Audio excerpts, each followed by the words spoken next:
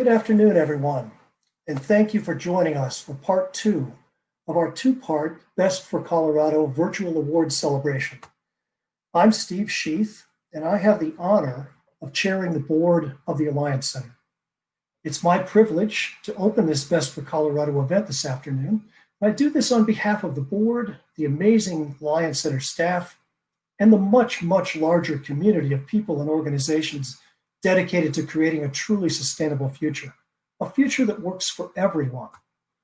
First, a few words that will hopefully reflect our deepest gratitude. Thank you all for being part of this amazing community. Very special thanks to our sponsors and our partners, especially to the Best for Colorado Advisory Board for their support and guidance in this 2020 awards campaign. The Alliance Center, a nonprofit collaborative working space in the heart of downtown Denver. We're home to 50 of the state's leading sustainability nonprofits, and we represent a vast cross-sector network that convenes leaders from business, government, academia, nonprofits, media, and community leaders to solve the largest problems humanity faces at the intersection of environment, economy, and community. It's a big job. Best for Colorado is the program we lead in partnership with B-Lab, the nonprofit behind the B Corp movement. Best for Colorado represents a community of over 200 Colorado companies that are in business and use business as a force for good. Businesses are powerful vehicles for positive change. Business has the ability to harness the power that swirls at the intersection of our social, environmental, and governance challenges. Now more than ever, we need bold business leaders, people who understand the importance and the power of business in leading society to emerge from this challenging time and be more resilient than ever. This afternoon, we celebrate how Best for Colorado businesses are embracing corporate responsibility and converting that energy into growth opportunities. You may have experienced some Zoom fatigue and lack of social connections these past few months. I know I have. We're excited to offer you something different today. We're going to spend about 90 minutes together this afternoon. And first, you're going to hear about the 8 amazing companies, our Best for Colorado 2020 honorees. Then we're going to have a short break to prepare our happy hour beverage, courtesy of Montana Distillers, one of the award recipients today. And we hope you enjoy the live demonstration that's intended to ensure that your glass is full, not half full, full, before we begin the networking part of the program. The second part of this event will offer you the opportunity to engage directly with other attendees and our 2020 Best for Colorado honorees in small groups at our virtual networking tables. Having worked in this field for over 30 years, I know how difficult it is to bring vision to reality in the way these companies have done. It's not easy to achieve at these levels. So congratulations, 2020 Best for Colorado companies. Thank you for your leadership and for your contributions to this world we all share. So without further ado, I want to welcome Anne Beluli, Best for Colorado Programs Manager, to the stage to introduce the amazing Best for Colorado award winners this afternoon. Anne? Thank you very much, Steve. My name is Anne Beluli, and I have had the privilege to manage the Best for Colorado program for the Alliance Center for the past 2 years. This program invites, equips, and celebrates a community of businesses that define success beyond profit. I am proud to introduce you to our 8 amazing winning companies. They range from solopreneurs to medium-sized companies. They are consulting firms and manufacturing companies. But beyond their differences, they all believe in the need to leverage their good for all. And they all put these values into actions. So let's unpack for a quick second the 2 different types of awards we have tonight. Our first category is the Measure What Matters Awards category. 5 honorees are recognized to be the highest scoring companies in our network, working with the standards and challenging B impact assessment. This tool is managed by our partner B-Lab and helps companies measure their social and environmental impact. These companies contribute to redefining what success means in the business community. Our second award category is our Commit to Action award category. 3 of our award recipients tonight have been selected through an application and selection process. They are recognized for an initiative that has local impact in Colorado and the potential for replicability. And once again, I want to thank our Best for Colorado Advisory Board for their guidance in this process.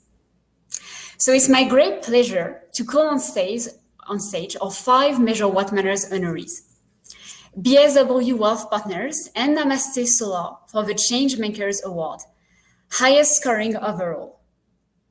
Organic India USA for the Environmental Award, Pot Law Firm for the Community Award, and Dojo 4 for the Workers Award.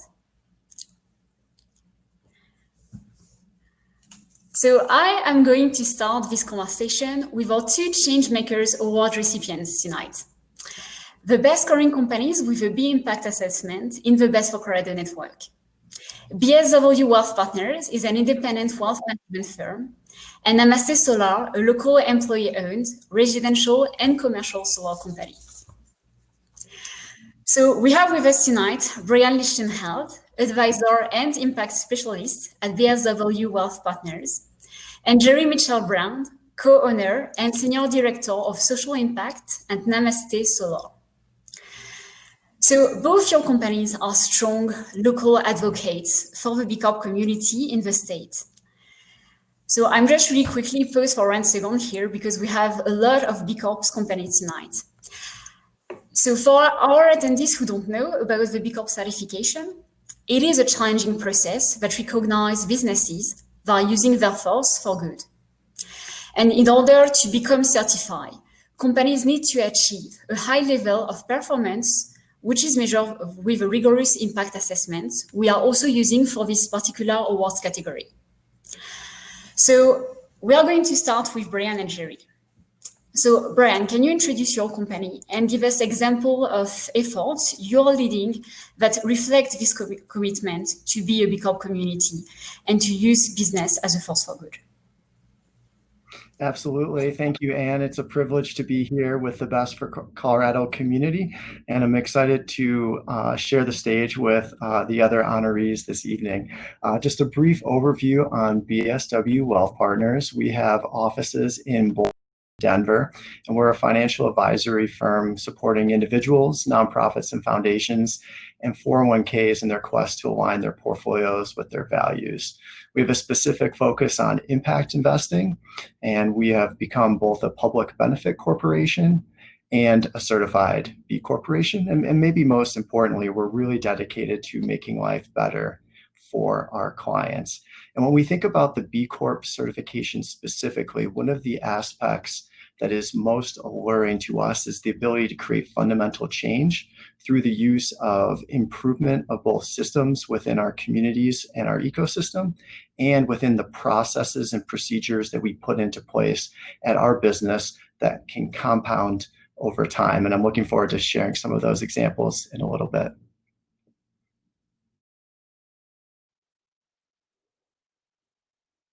Jerry would like to be next and introduce your company. You bet. Really great to be a part of Best for Colorado again this year. I'm missing last year with that room full of people and just the vibe that was going on. And this year from home in my casual garb instead of the black dress. So great to be here again in a different way. For 15 years, Namaste Solar has been turning sunshine into electricity for homeowners and commercial property owners along the Front Range. We're an employee-owned cooperative. We're a public benefit corporation and a certified B Corp. Our mission is our public benefit, which has 3 equal parts. And they tell what we do to propagate the responsible use of solar energy, how we do it, pioneer conscientious business practices, and why we do it to create holistic wealth for ourselves and our community. Right now, very much on our minds is being committed to contributing to a climate-smart recovery from the health and social justice crisis that we're currently in. An example of living our mission, the why part of our mission, creating holistic wealth for ourselves and our community, is our community profit sharing. Our bylaws ensure that we must donate 10% of net profit based on the previous year's profitability. 2019 was a solid financial year for us. So in the remaining months of this year, we'll be donating nearly $49,000. Nonprofit organizations were nominated and chosen by our co-owners. This year, we prioritize small, local nonprofits with a focus on social justice and climate action led by women, people of color, and LGBTQ people. We announced our first round of grantees today in our quarterly co-owner meeting. And it feels great to be giving to these organizations in this time of great need. Thank you. Thank you. That's amazing. And thank you for the inspiring model that you are providing to the community. Looking back at Brian, could you share one or two initiatives that you are particularly proud of and we maybe be surprised to learn about BSW Wealth Partners? Absolutely. And it really starts with our approach to stakeholder capitalism, and everything that we do is framed through that lens.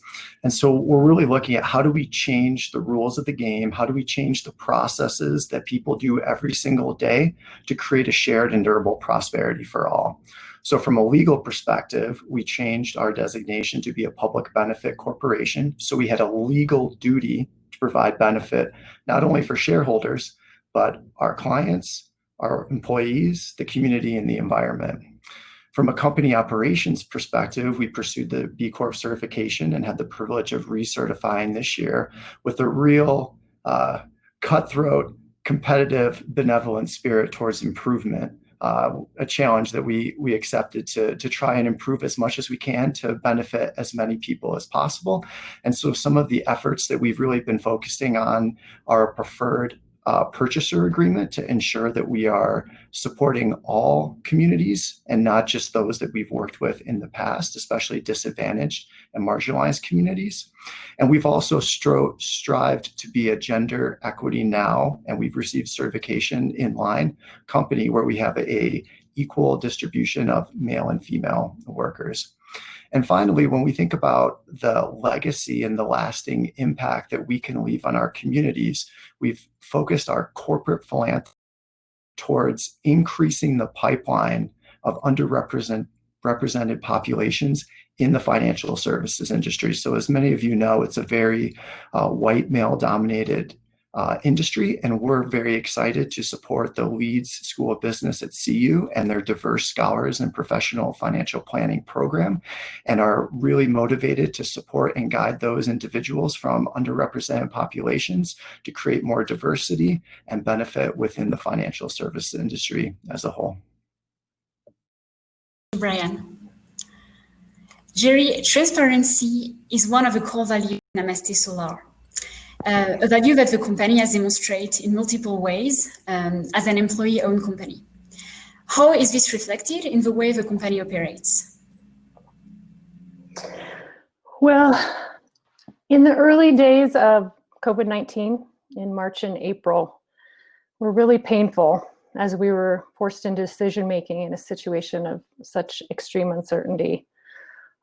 Looking back on those days, I'm proud of our established ideals and practices like transparency that we could lean on as our foundation. During those 2 weeks or so when the situation was changing so rapidly, our leadership team, of which I am a part, asked for delayed transparency from our board of directors. It's important to know that our board of directors includes 5 employee co-owners, as well as 3 external stakeholders that represent our 175 employees. And because it was a fast-moving crisis, we felt we had no choice but to be more directive and less collaborative in our decision-making, which was really uncomfortable for us, but was necessary to get through it. And like most businesses, not be without our COVID-19 scars. But since that short 2-week time span, we've naturally returned to our full transparency. In an engagement survey for employees in June, 90% gave a favorable response to our COVID-19 communications as a company, and 89% gave a favorable rating to the question about company response to the pandemic. We share those results transparently with everyone. One other way that transparency shows up strong for Namaste Solar is in salary. All our co-owners have access to full salary information. We all know what each other is paid. Plus, our bylaws require us to maintain no more than a 6-to-1 ratio from highest to lowest paid worker. Our current ratio is lower than that at 4.2-to-1.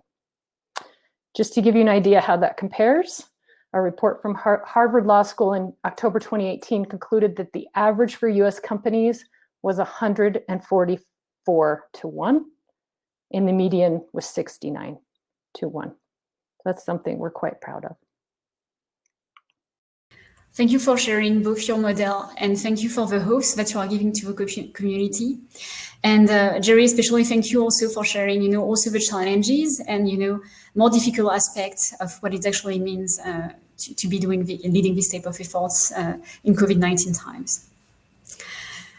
So I am now going to transition to the Environmental Award honorees. This award has been attributed to Organic India USA, a wellness supplement brand combining ancient wisdom with modern science. Miguel Gil, you are the CEO of the company. What are the most impressive environmental achievements that you would like to share with us?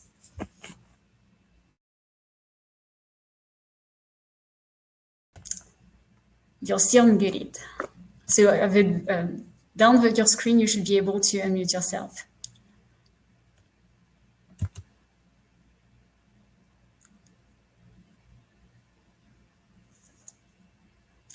The danger of a live streaming, like doing everything in live.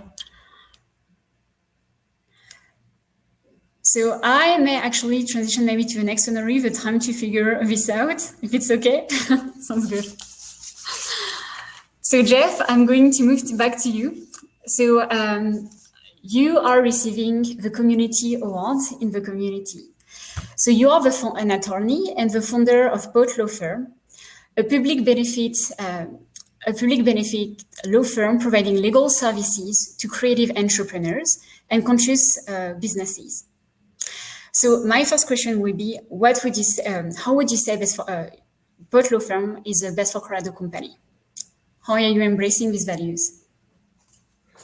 Thank you so much for the question, and thank you so much for the recognition today. Best for Colorado is such an important and impactful organization, and it's a tremendous honor to be recognized by Best for Colorado and the Alliance Center, and to share the stage here today with these incredibly impressive honorees. As you mentioned, Boat Law Firm is organized as a public benefit law firm. What that means is our governing documents fundamentally commit us to sustainable and responsible business practices. And our passion is working with other businesses that pursue, as we do, the triple bottom line of people, planet, and prosperity. And our prosperity is prosperity that we do our best to share with others in our community. And this is through pro bono legal services, volunteer projects, as well as direct financial support. I strongly believe this philosophy of shared prosperity must become incorporated into the general business model in the 21st century. And this has to involve changing what we mean and how we measure success. Regenerative and responsible operations have to become the norm so that folks across the economic spectrum can survive and even flourish. We're just a small company, but through our advocacy and by our example, we're trying to transform our communities so that businesses are expected to look after and provide value for all of their stakeholders. Like many others, I'm not originally from Denver, but I was immediately taken with the beauty and the inspiration of this city. Denver is such an incredible place for creativity and innovation, and I've met so many people who want to use their time and their talent and their treasures as a force for good. I feel privileged that PLF is capable of working with these businesses on their journey. And in doing so, we try to do whatever we can to make a positive impact in our communities. Thank you, Beth, and thank you for your kind words about the Alliance Center. So you mentioned you are a small company, and I think it's actually really inspiring knowing a lot of the companies part of the Best for Colorado program are small companies. And so as such, I was wondering if you can share with us how you are actually leveraging your organization to make this impact in the community. Can you expand? Our legal work with our clients is the predominant way that we try to impact our communities. So first and foremost, we're focused on providing excellent legal services and a client experience that ensures that they're confident and they have peace of mind. But while client service is very important, we don't simply want to impact the community through our legal work, whether that's pro bono or otherwise. We're trying to make a positive impact across the spectrum of our activities. So for example, we've always been environmentally conscious. We operate in LEED Gold buildings, engage in river cleanups, and are mindful of the waste that our firm generates. And we're proud of the advocacy to legislators for state laws that are both environmentally and economically responsible. PLF has also been working to get out the vote in this critical time in our nation's history. Last spring, we organized a voter registration drive before the presidential primary, and in the fall, we intend to hold another before the general election. Let me know if you'd like to lend a hand. Recently, due to the dire and immediate need of families, we have focused our time on organizing and volunteering to help reclaim and distribute food for local food banks and nonprofits. These are just a few examples, and I don't do this work alone. In fact, so many organizations like Best for Colorado, the Alliance Center, Good Business Colorado, and others in our community have really stepped up to help our families and friends in these challenging times. Even in a pandemic, volunteering has been a great way to collaborate personally and professionally, and I'm always interested in finding positive ways to team up with people and businesses who want to be a force for good. Thank you, Jeff. And I think one of the key lessons is really like the power of the community that you share and how it's important to be part and of the importance of the collective movement is using business as a force for good. So Miguel, welcome back. Are you able, let's start like a really quick check-in. Are you able to unmute? Yes, I hope so. Do you hear me now? Yes, we can. Thank you. Great. All right. Yeah. All right. You gotta love these live events, right? Despite all the trial runs. Yes, it is the charm of a live event for sure. Exactly. So yeah, so again, I think you are the best scoring company in the environmental section of the assessment, which is really impressive. And so could you share with us a couple of, the major achievements at Organic India USA in the environmental category? Yes. Yeah. Thank you very much. And it's a pleasure to participate with such an impressive panel. I guess the thing that we're probably the most proud of at Organic India that sort of led towards has been kindly offered this award is the LEED Platinum status that we achieved in November of last year for our factory, which is located in Uttar Pradesh in India, about an hour and 20 minutes northeast of Delhi. And as rated as a food production facility, this is just to be clear, this is why we manufacture 100% of our products. We're the most vertically integrated company that we're aware of in our space. So the LEED certification, I'm sure many of you are familiar with already, right? It's a very rigorous and stringent, much as B Corp certification is. So to achieve LEED Platinum anywhere is an incredible achievement. To achieve it in India, for any of those who've been involved in India, as I've had the pleasure to be for over 25 years, makes it even that more rewarding because, just there are several other challenges and things that need to be overcome as being part of that environment. And so that LEED Platinum certification was a huge boost for us. And I think the qualifying, if I remember correctly, the qualifying number was 82 out of 100. We actually achieved 87 points to get that, and we're the first food facility to be rated LEED Platinum in the country. So in India, so I guess that is that's the real standout one. And there was, as you can imagine, there was a ton of work that went into that. So I don't know if that answers your question on the standout environment side of things, or do you want me to elaborate further? No, it does. Thank you. I was also wondering if there's any advice on how also achieving and controlling your supply chain, because it's also a big piece of the environmental management system for a company. So is there any advice of like how achieve good results and a good green supply chain that you can share with us? Thank you. Yes, it is a very big part of our strategy. You know, we have what we've referred to as an altruistic supply chain, and this is really tied directly to our strategy as a company, and really tied very, very firmly to our mission and vision. We operate on a triple bottom line approach to business, which is you know, good for profits, good for the planet, and good for all of the people involved, and that extends not just to our own Organic India family and the employees involved, but all of our suppliers, down to the freight forwarding companies that we choose to ship our product in from India into the US, where we've been operating now in the United States, based here in Boulder, Colorado for 18 years. So we, every step of the process, and us being vertically integrated as much as possible, obviously the reason for that is so that we can control and monitor and ensure the quality of the products at every step of the way. So this altruistic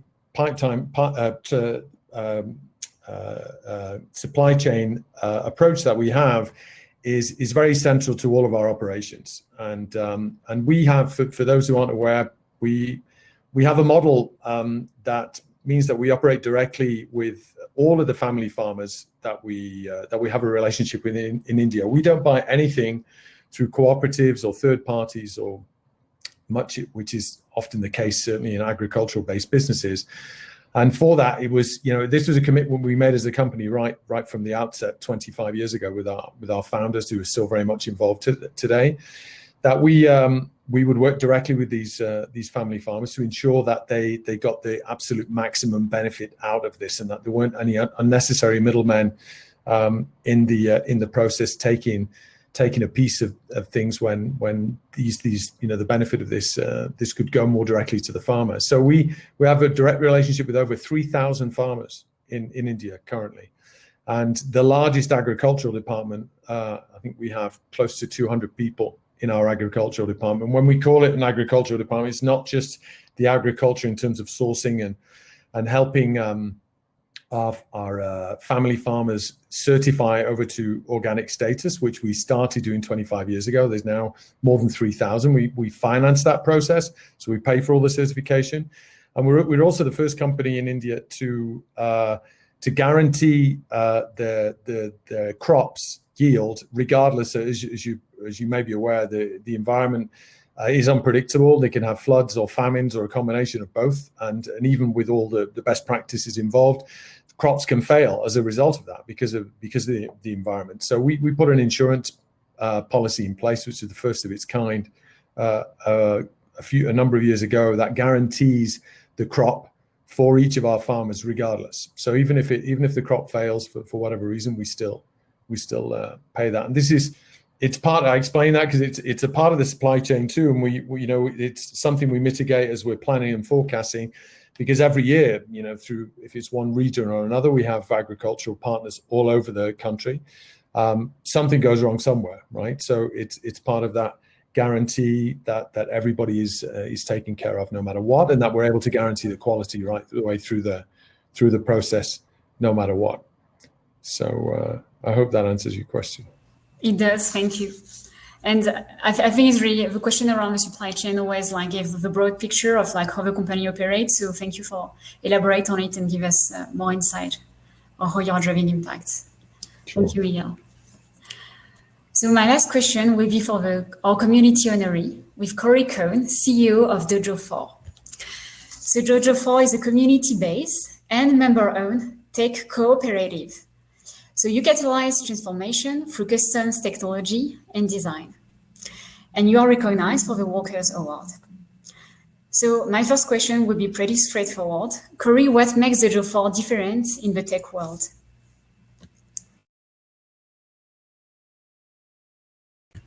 Uh-oh, I think we have the same issues again. I do apologize, that's really the challenge of a live event. No. You're good. Yes, yay. And thank you for the recognition and for including Dojo 4 in this really impressive group. So what makes us different in the tech world? Well, we're lucky here in Boulder to be part of a pretty progressive tech community. But if anything sets us apart, it's that we relate to technology as a means, not an end. So our emphasis is on solving real world problems. And if technology is a good working solution, then we use that. But that's not our mandate. Our mission is to do work that is good for humans and good for nature. So we do this by imbuing our work with our love for the outdoors and dedicating ourselves to doing work that supports human flourishing. Over the last 10 years, that's how long we've been in business, amazingly, Dojo 4 has become a community resource. So we've worked really hard to build an organization that supports and engages our members, our workers, clients, and the whole ecosystem of purpose-driven commerce. We've become a fixture in the local tech community here on the Front Range, and we represent a more humane and sustainable way of doing business. Thank you. And as a follow-up question, what are some innovative ways you are contributing to the community?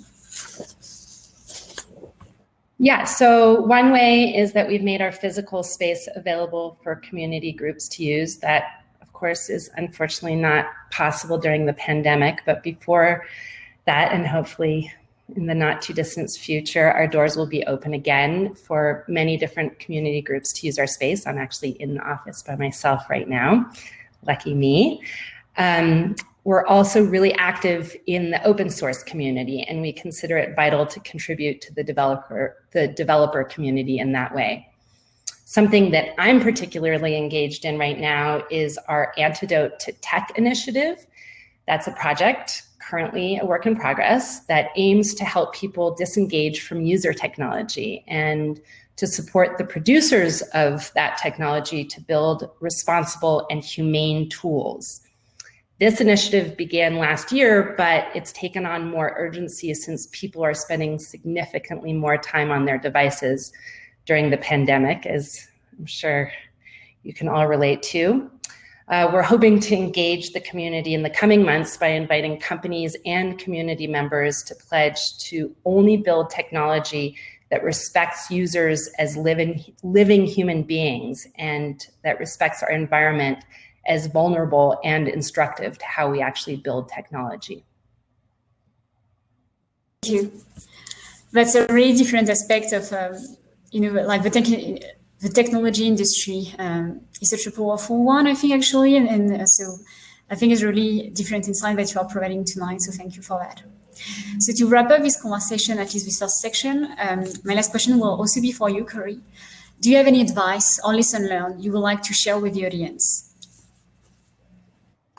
Yeah, I guess so. I've really learned so much from being in business for so many years at this point. But I guess one of the most important lessons I've learned is that any organization can create a positive impact.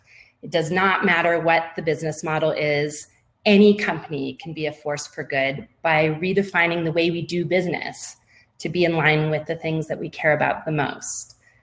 So that feels like sort of the most impactful for me, but also I think the one that sticks with me always is to not take myself too seriously and to never lose my sense of humor. I think that's just the perfect end for this first round. Thank you very much. So thank you to you all five for your leadership in the community and for driving a change that is so needed. And I think this first portion of the panel is just providing so many great and inspiring examples to the community. So again, thank you for your leadership and to redefining what good business means. So I'm now going to transition to the second award category, our second round of speakers. Thank you for all five. So I have now the great honor to invite our last three honorees to join me. Montaña Distillers, a craft rum distillery in Crested Butte, recognized for their sanitizer production and donation to frontline workers in their community. The Athena Group for their work with the Greater Durango community to conduct a community-driven strategic planning process to help those experiencing homelessness. And finally, Pivot Energy for their commitment to providing solar opportunities to low and moderate income communities across Colorado. Welcome to the stage.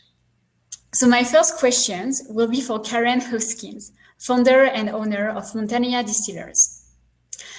So Karen, even if you have been heavily impacted by the pandemic, you have still found a way with Montania to support your community by taking a leadership role and providing a timely response in the early stage of the pandemic. Can you tell us more about this decision to start producing and donating surface sanitizer?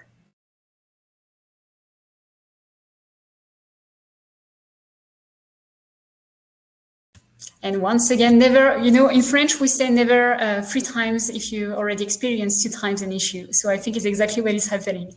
Thank you. Sorry, did it go that time? I was so sure I had it. It was a relatively simple pivot for us because our business was already making the main ingredient of hand sanitizer and surface sanitizer. And so while this was a pivot that a lot of businesses around us were making to try to supply what people needed to get through the pandemic, it was just amazing to be able to do something. We were able to meet strict health and safety requirements. We were able to produce every day, which was something that kept our spirits of everybody up, being able to stay at work and keep going, keep moving forward. And early on, we decided not to do this for sale, not for the general public, but as a donation. So we worked with our county's incident command team. We identified groups that were really in need.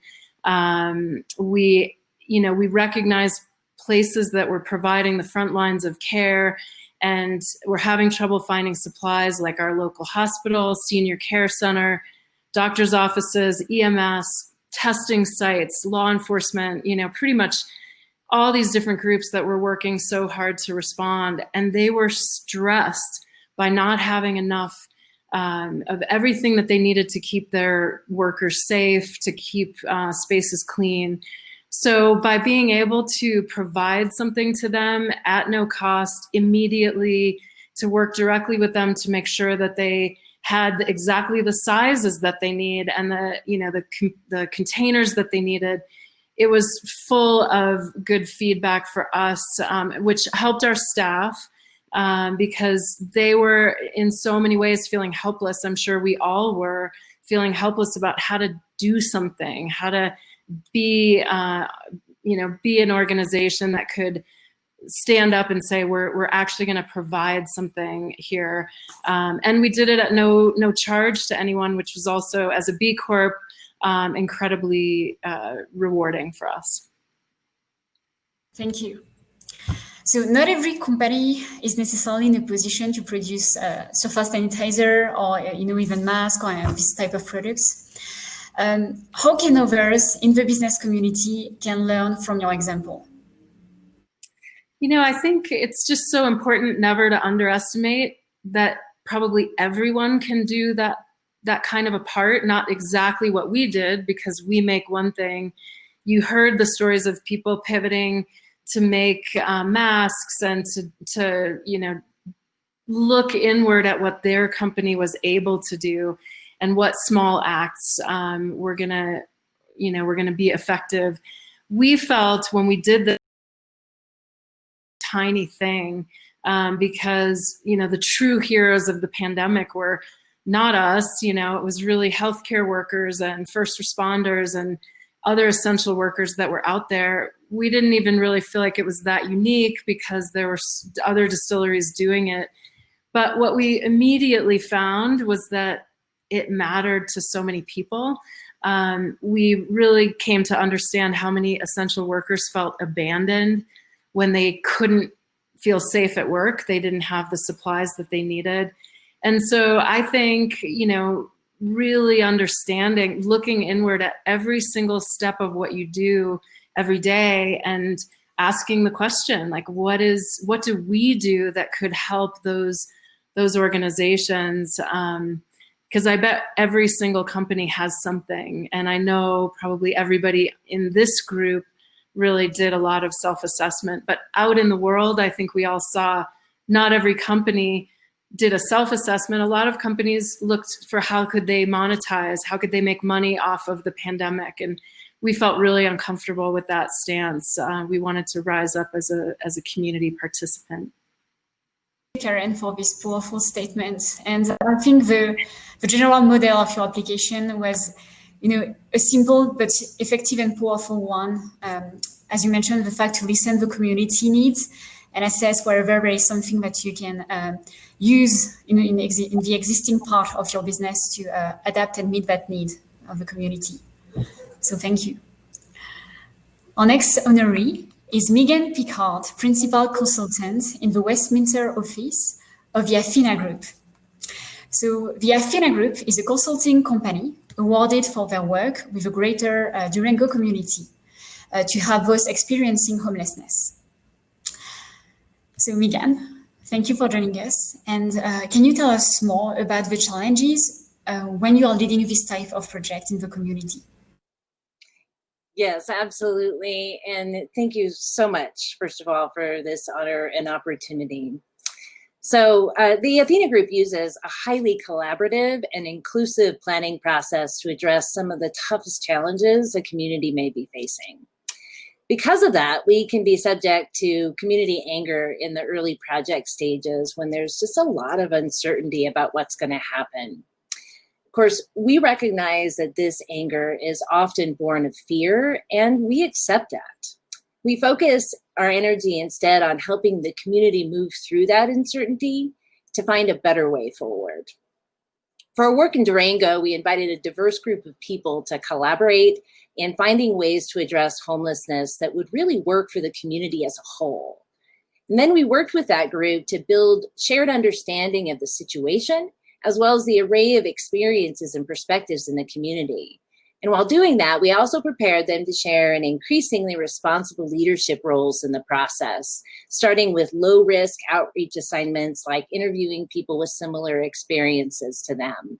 Then increasing in complexity and risk over time, like participating in listening sessions with people different from them, and co-hosting a strategy workshop open to the whole community.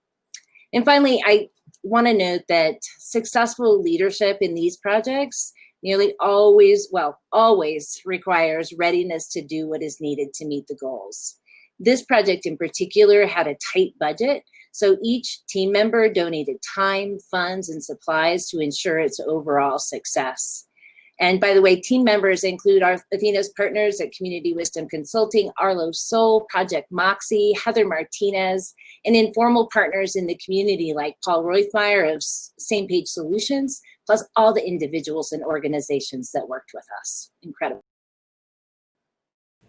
Thank you. And what were the outcomes, and the impact of the project?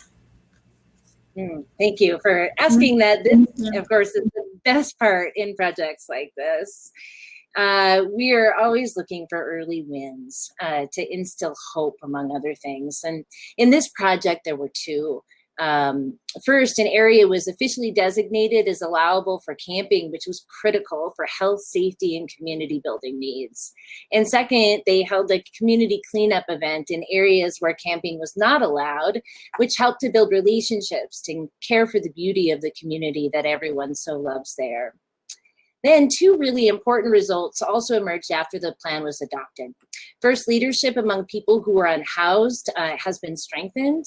Those that participated in the process have official leadership roles with the Neighbors in Need Alliance, which is an incredible and growing, still informal organization in the community.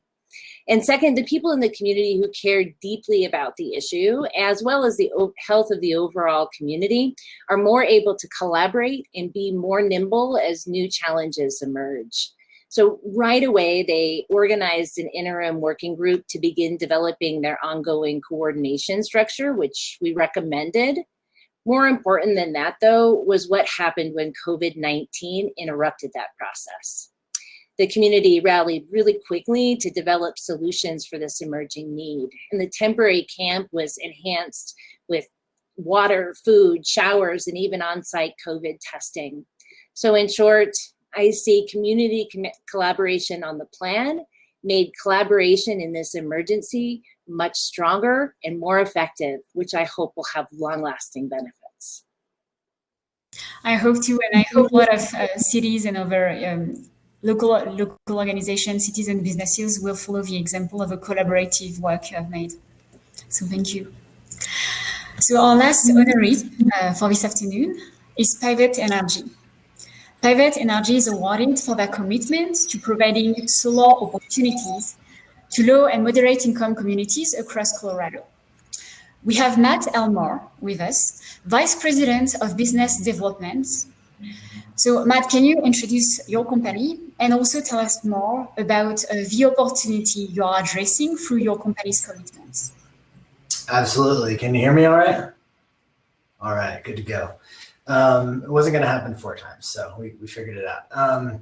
Yeah, thanks so much, Ann, and thanks to Best for Colorado for having us. Really thrilled to be here among just some awesome companies and everyone else who's attending.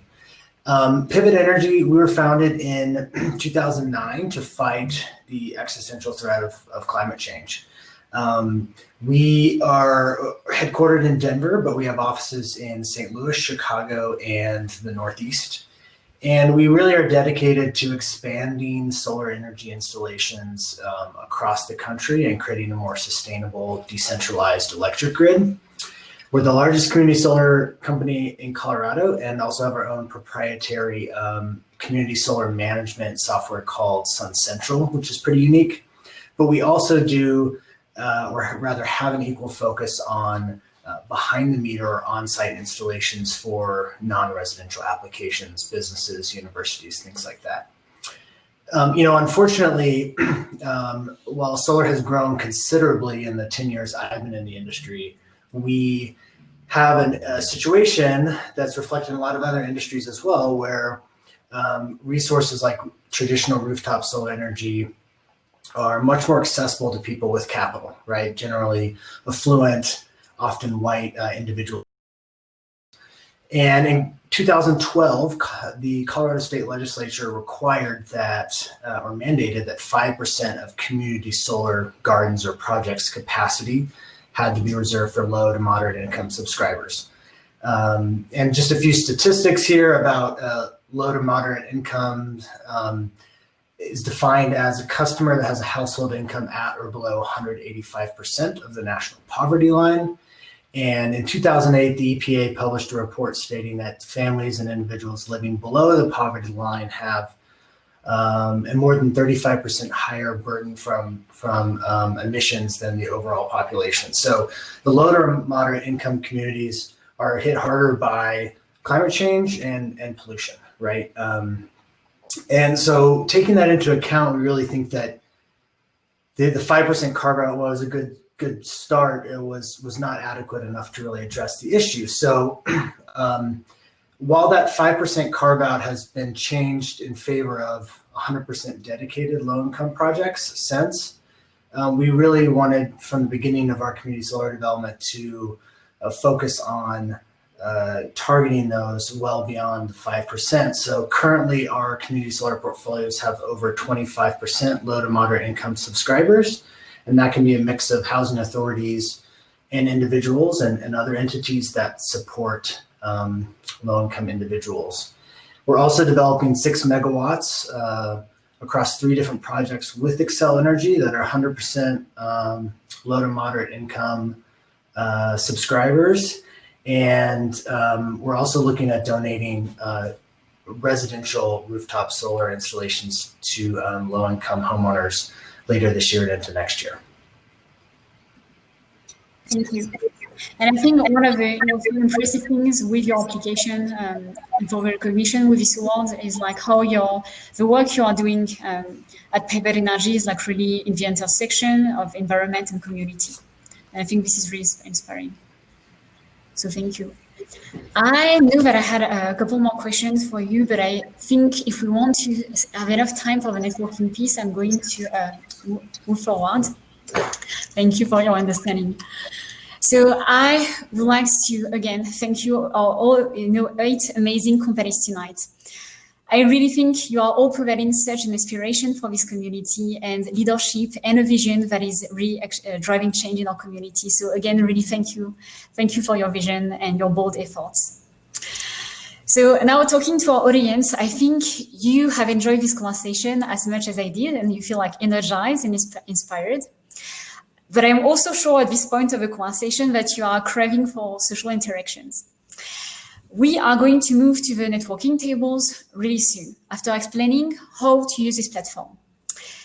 But before we do, we would like to take advantage of having a distillery among our honorees. So I am going to ask Karen to demonstrate live how to prepare a cocktail and ensure we all have our glass full in order to do a toast. Of course, if rum is not your thing, please use these minutes to refill your glass with the drink of your choice. So Karen, the stage is going to be all yours. Thank you very much all.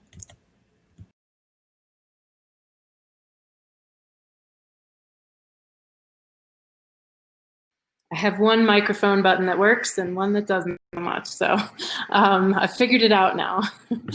All right, well, I set up a little bar here on my banister so that I could demonstrate the making of a Montagna Platino daiquiri, which is probably my favorite cocktail in the world. I only have 5 minutes. So I'm going to take it really quickly. So I will apologize for those of you who might be trying to do this at home. It's not going to be that easy.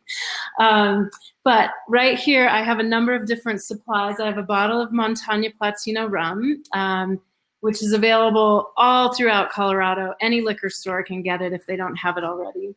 I have a shaker. I have a lime squeezer. I have a lime.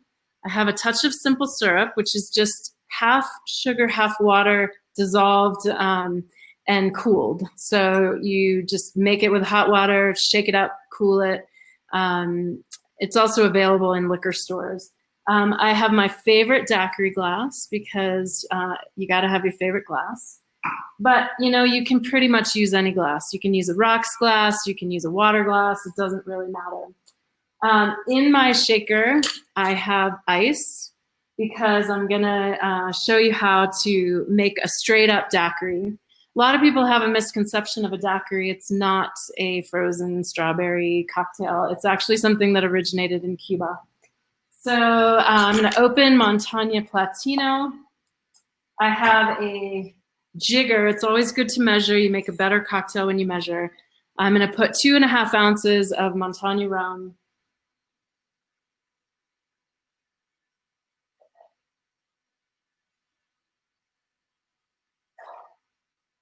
All right, that's done. I am going to I'm going to squeeze the juice of 1 whole lime into the shaker.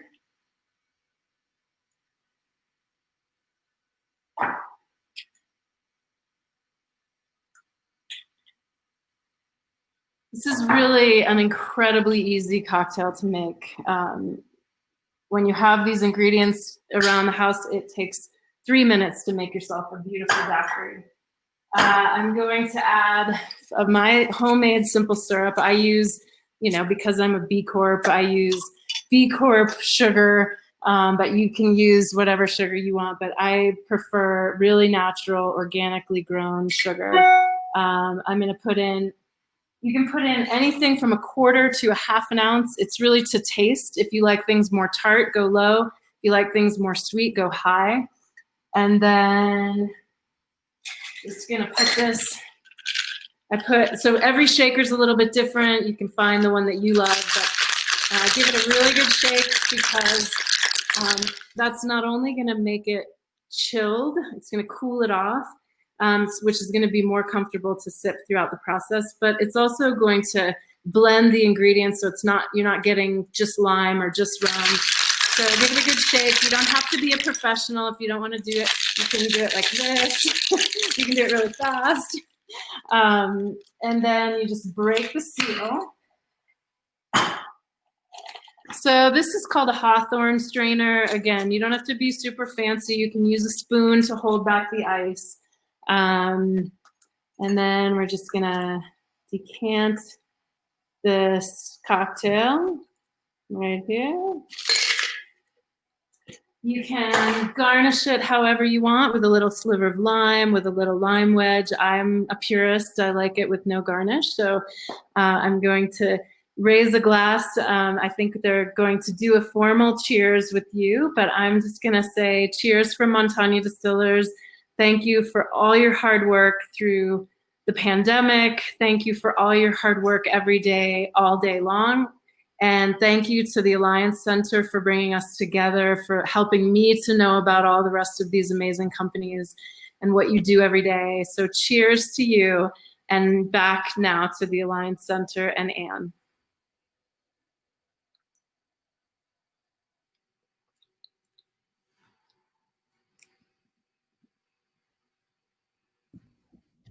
Did I figure it out? Can you hear me?